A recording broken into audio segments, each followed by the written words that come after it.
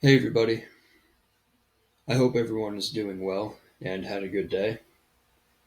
And in this video, I will review the Emini 5-minute chart for Monday, August 18th, 2025. I want to go bar by bar, but I also want to keep it brief today, so I'm going to try my best to do both. Going into the day, here's bar 1, and we might have a wedge and a double bottom with yesterday's low. And when I say yesterday, I'm referring to the prior trading day. So on a Monday, I'm talking about last Friday. So possible wedge, double bottom. Bar 1 is a reasonable stop order swing trade, but low probability. You have the breakout 77 down to maybe 80. The bears are probably going to get a second leg down, and this is about a 50% pullback of this breakout. So we're testing a sell zone, and breakouts usually get second legs, so a second entry would be better for the bulls. There might be sellers above bar 1. Bad entry bar on 2. Sellers expected in this area would probably have to fall below bar 1. Most days are trading range days, and most opens are trading range opens. And if it's a trading range open, you usually go above and below bar 1. Only about 20% of the time, bar 1 remains the high or the low of the day. So it's unlikely that we have the low of the day on bar 1 here, especially in a trading range environment. Bar 3 looks like we just barely fell below bar 1, micro double bottom 1 and 3, but 3 is a bad stop order signal bar. There are probably sellers above 3. You can see there's not even a scalper's distance to the moving average. It's about a third of the distance. The distance from the high of the bar to the moving average is about a third, or maybe even less, the size of bar 3. So probably sellers above 3. Is 2 and 3 the second leg down for this bear breakout? It might be. It's the minimum second leg. We got to pull back. We tested the lows. But a breakout like this usually gets a more symmetrical second leg with similar energy. So probably need a better second leg than 2 and 3. So again, going above bar 3 is a bad stop order buy. There's probably sellers above. And we rallied on 4, but there's layers of resistance. The high of 3, the high of 2, breakout point 75 low, created by the breakout on 77. So again, probably sellers in this area. It's a second leg up. And if we fell below 3, which maybe we have a perfect double bottom, but it looks like it might be an expanding triangle on the open today. And then 5 turned down, bear breakout bar. It looks like a decent bar, but the context is not all that good. Because we already have 3 legs down, this might be a 4th leg down to the bottom of trading range, support yesterday's low, and the channel line. So selling here, probably not ideal, but nothing to buy yet. 6 testing yesterday's low. If we talk about the fractal nature of price action, most bars are breakout bars. You just look at any chart, and the only type of bar that's not a breakout bar is an inside bar. Most bars are not inside bars, and this applies to any type of chart, the 5-minute or the 15-minute or the daily chart. So if we think about the daily chart, we think that most bars are not inside bars, then most of the time you break out above or below the high or the low of the prior day. So that's why I like to have yesterday's low, and if it's within reason, yesterday's high drawn on the chart so that I can see the reaction. But I am expecting to test either the low of the prior day or the high of the prior day. So we're doing that on bar 6, but we're doing it in a 4th leg down and a trading range environment. And again, expanding triangle, higher highs and lower lows. If it's an expanding triangle, we're testing the low of yesterday. And what is the low of yesterday on the higher time frame? Here's the daily chart. Tight bull channel, first reversal attempt below yesterday's low. The odds are there are buyers below the prior days or the prior bar's low. The bears need to do more. It's a very low probability sell below yesterday's low, so probably buyers below. So 6, not ideal for selling. Aggressive bulls will buy because it's like 4, you're getting a breakout and follow through, but it's likely to fail. And what they'll do, one way to trade this, to fade it, is you buy the close 6 and put a stop way down here, betting that the bears will not get their measured move target. Strong reversal on bar 7. Now 7 is a decent signal for the bulls. It's a bull breakout bar. It's in the lower third of a trading range. We got 4 legs down. So 7 is a reasonable bar to trade. As far as buying the close of 7, maybe not ideal. It looks like 5 and 6 are strong enough for their own second leg. And in a trading range environment, you usually get deeper pullbacks. So the first entry for bar 7 for me is to enter on the 50% pullback. That's the first entry. The next one will be below 7, so your stop is wide because you don't want to exit below 7 or 6 in a trading range environment or expanding triangle because there's probably buyers below 7 and 6 if we get there. But 7 is a reasonable signal. It's a strong bar and the context is good for a second leg up. Bar 8, low 1 short, but bottom of a trading range after a bull breakout that's likely to get a second leg. Low probability sell, buyers below. 9, reversal bar, it's a high 1.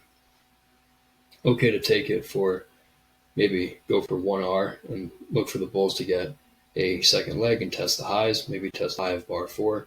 If it's an expanding triangle, we should reverse up and then test a new high. But forcing you to buy right below the moving average. 5 and 6 might need a better second leg. And it's a trading range environment, so second legs can be delayed. They don't necessarily happen right away. Bar 10, it's setting up a low 2 short for the bears, but another low probability sell, just like bar 8. So there's probably buyers below 10 or on the close of 10, because for the bulls, it's setting up a high 2. It's kind of implied, hasn't happened yet, but here's a high 1 on 9, and a high 2 is setting up on 10. So if you're betting that bar 7 will get a second leg up, the reversal attempt will fail. It's a low 2, but bottom of a trading range. You only want to take low 2s at the top of a trading range or in a bear trend. And to me, this is not a bear trend.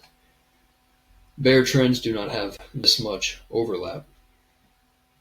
Another very simple way to determine if the market is in a trend or a trading range, and I got this from Brad. It's a very simple, systematic way of classifying context as a binary decision, trend or trading range. Just ask yourself, do we have 15 or so consecutive bars closing on one side of the moving average? So if we count from bar 77 on Friday, we have 1, 2, 3, 4, 5, 6, 7, 8, 9, 10, 11, 12, 13, 14, 15. So we're just getting that 15 or so bars closing on one side of the moving average. And that's just one simple way to do it. And there are other factors at play, like the degree of overlap and how deep are the pullbacks and what's the buying pressure like. The bulls are getting a decent bar on 1, decent bar on 7, another trend bar on 4. Pullbacks are relatively deep. Bear breakout pulled back deeper than 50%. That's not bear trending behavior. And just the big picture, a couple legs down, spike and channel, back up, 3 or 4 legs down. This is all a big trading range. To me, it does not look like a bear trend. This is a bear channel, but channels evolve into trading ranges. So bear channel, bull flag, we may get back up here. The danger with selling down here is that if it's a trading range, the high of the range might be all the way up here. And then right when the bears get their 15th bar below the EMA, the bulls get a big bar crossing the moving average. Now, bar 11, again, if we think systematically through what we're seeing on bar 11, and context is just one factor, so we think through, do we have 15 consecutive bars closing above or below the moving average? Well, bar 11 resets that. We may have had 15 closes below, but now we're crossing above, and that resets the count. What's the leg count? We keep it simple and count spike breaks. We go from the low of 6 to the high of 8 is leg 1. When 9 fell below 8, that's a pullback. That's breaking this spike leg, so that's a spike break. And then leg 2, 9 through 11. What do we know about leg 2 in a trading range? You often get second leg traps. So leg 2 is very context dependent, because in a trading range it can be treated as a late leg. Not to mention expanding triangle, it's already a third push up. We're testing breakout point, the low of bar 76 on Friday. So bar 11, as strong as it looks for the bulls, might be a bull trap.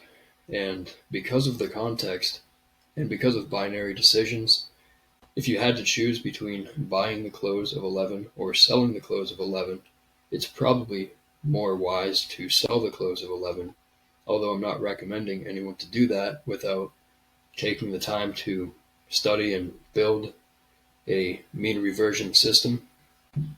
But I would say that because the bar is big, so forcing you to take on big risk. One times your risk is up here, but again, it's a leg 2 with 3 pushes up and an expanding triangle. You're expecting sellers above. So structurally, we're in a sell zone, and it's a late leg. So there's too much going against this trade for the bulls. It may get a second leg, but it can be delayed, and the pullback can be very deep. So if anything here, ideally, it's probably a situation to wait, but if you had to choose buy or sell, it's probably a better sell. 12, equally surprising, bear breakout down, so big up, big down. 12 will probably get a second leg. We had the wedge, we had a two-legged correction, 1, 2. And 12 may be a new leg 1, but lots of overlap with the prior bar. And trading range context, still better to sell a pullback. 13 is a reversal bar for the bulls. It's a decent bar, but after 12, probably the bulls need a second reversal, so probably sellers above 13, as 12 will probably get a second leg down. And the bulls who bought above 13, disappointed with 14. 14 is a low 1 short for the bears. And then 15. 15 reminds me of bar 9. You have a breakout, weak reversal attempt, and a reversal bar in the direction of the breakout. Breakout, weak reversal attempt, reversal bar in the direction of the breakout.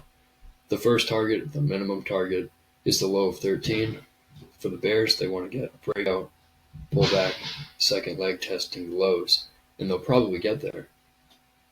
But when we do get there, there's probably buyers waiting because the nature of the day, expanding triangle, and overall, it's a trading range, so buyers below. So that's why big tail on 16. We're back in buy zone. Traders, aggressive bulls will buy. Bears are taking profits. And then a strong bar, 17.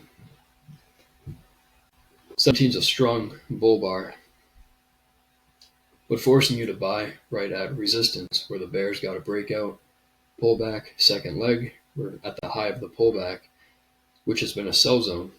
It's also a tight trading range. It's really not ideal to be taking a stop order buy here. 17 should get a second leg up, but we may pull back first. 18 weak. Reversal attempt. Bulls bought the pullback. We'll probably test the high of bar 17, but the upside here might be limited. And the bulls got their second leg on 18 and 19. Tight trading range continuing. And unfortunately, that is all the time I have for today. So Thanks everybody for watching, and I will talk to everybody soon, and I hope everyone has a great night.